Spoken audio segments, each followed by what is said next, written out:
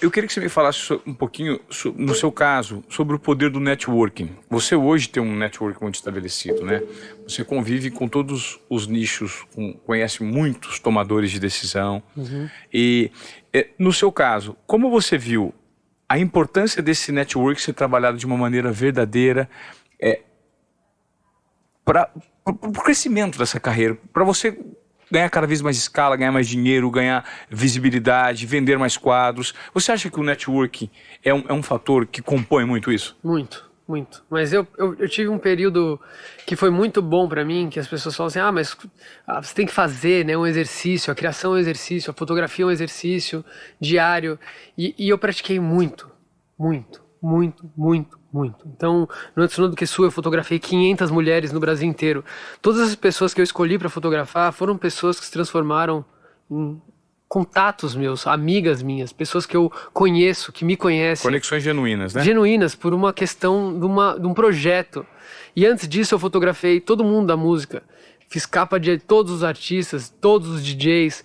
E essas pessoas viraram minhas amigas, viraram pessoas que eu conheço, mas que eu nunca fui pedir nada, eu nunca virei e falei, preciso disso ou daquilo. Então, nessa forma livre de trabalhar, quando as pessoas entendem que você não está pedindo nada, não está ali numa posição, por favor, ganha-ganha, né? Eu, quando me aproximava de marcas, ou marcas se aproximavam para querer fazer coisas comigo, eu nunca enxergava isso de uma forma, nossa, vou tentar tirar o máximo que eu consigo para esse projeto. Eu sempre olhei eles a longo prazo, sempre botei na cabeça deles que a gente poderia fazer muito mais, somar muito mais propósito, muito mais transformação e enxergar de uma forma maior, mais ampla, o poder que a gente tinha junto ali, artistas versus marcas. Então, a gente fez um projeto agora que eu fiz 5 carros customizados para BMW, né? Então, a BMW é uma parceira minha já de 2 anos e a gente fez exposição na FAP junto, a gente fez exposição em Paris junto, a gente está indo para Miami agora novamente.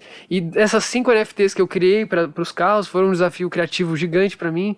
A gente vai fazer um leilão com essas obras e a gente vai ajudar uma instituição no Brasil.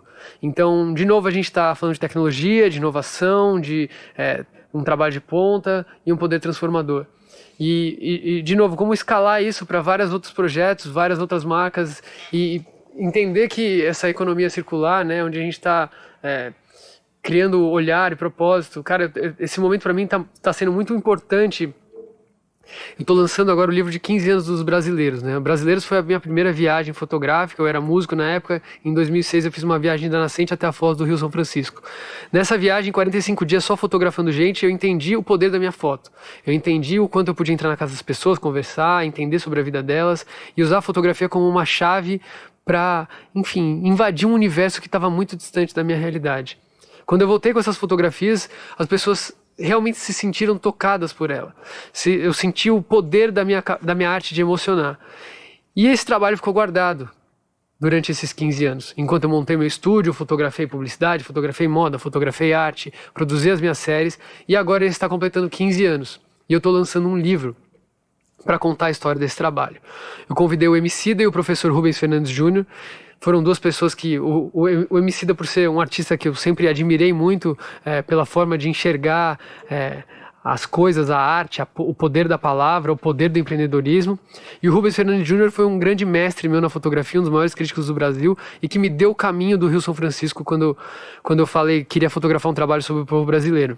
O Emicida, no texto dele, colocou que a sensação que ele teve a primeira vez que ele saiu da periferia e ele chegou na Avenida Paulista. A sensação que ele teve não foi que ele estava mudando de cidade ou de local, mas que ele estava fazendo uma viagem no tempo.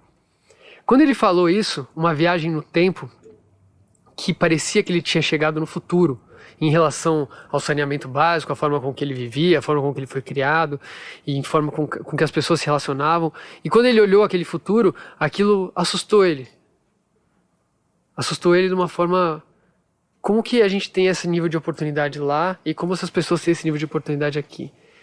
E fazendo um paralelo com esse projeto, os 15 anos da viagem dos brasileiros, onde eu vi realmente o Brasil profundo, a forma com que as pessoas vivem de verdade ali, uma vida com pouquíssima perspectiva, eu sinto que 15 anos depois, essa viagem no tempo, 15 anos para trás, só fez aumentar a distância que já existia lá atrás.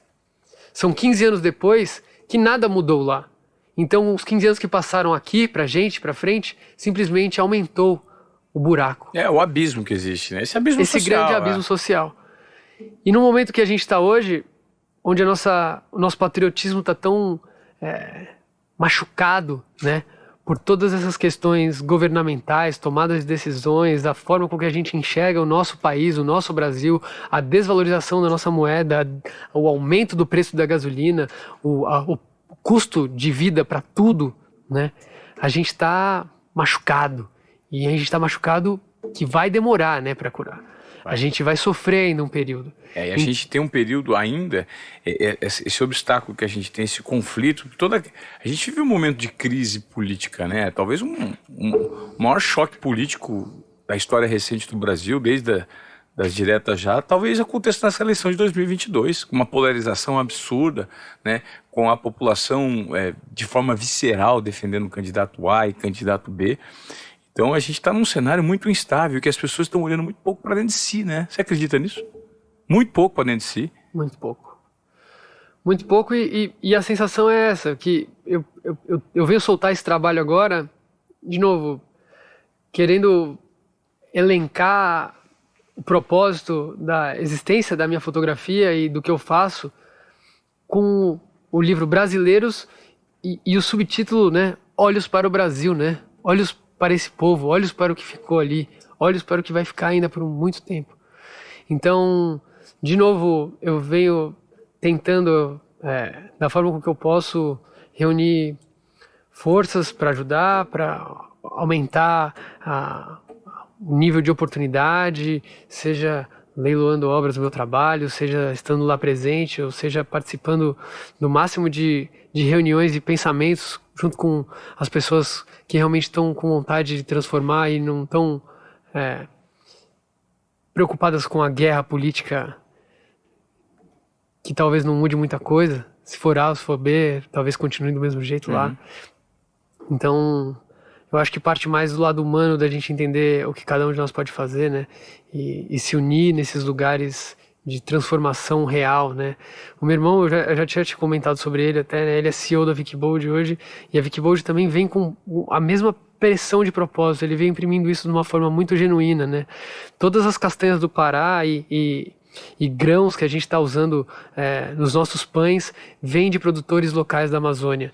Então a gente está, de novo, comprando mais caro um produto que a gente tinha aqui com mais acessibilidade para estimular a economia local. De uma forma em que a gente não está dando um subsídio, né? A gente está ali ensinando para eles como fazer uma economia real ali, né? De valor, Sim. né? Então, Sim. Esse propósito que ele vem colocando cada vez mais claro me inspira demais, né? E a gente, cada um na sua área, olha um para o outro, a gente tem essa felicidade, né, cara? Essa alegria de estar lado a lado nessa jornada da vida e ter um irmão que dá tanto orgulho pra gente, assim, é maravilhoso, né, cara? Claro.